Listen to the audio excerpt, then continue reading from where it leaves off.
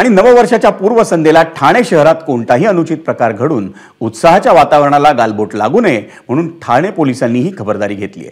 ठाणे पोलिसांकडून शहरात all out operation राबवण्यात येत आहे। या ऑपरेशनमध्ये 215 अधिकारी आणि 1067 अंमलदार सहभागी झाले असल्याची माहिती ठाण्याचे अपर पोलीस आयुक्त दत्तात्रय कराळे यांनी दिली।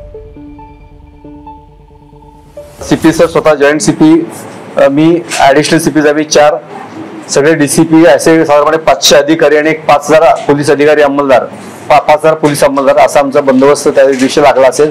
त्यामध्ये प्लेन क्लोथ मध्ये आम्ही जास्त प्रमाणात बंदोबस्त ठेवणार आहोत गर्दीच्या ठिकाणी लक्ष ठेवण्यासाठी। त्याशिवाय ड्रोनचा आणि सीसीटीव्हीचा वापर करणार आहोत। साधारणपणे आपल्याकडे मगाशी चुकून 1000 म्हणतो, पण आपल्याकडे साधारणपणे 2000 सीसीटीव्हीज आहेत सर्वत्र आयुक्तालयामध्ये।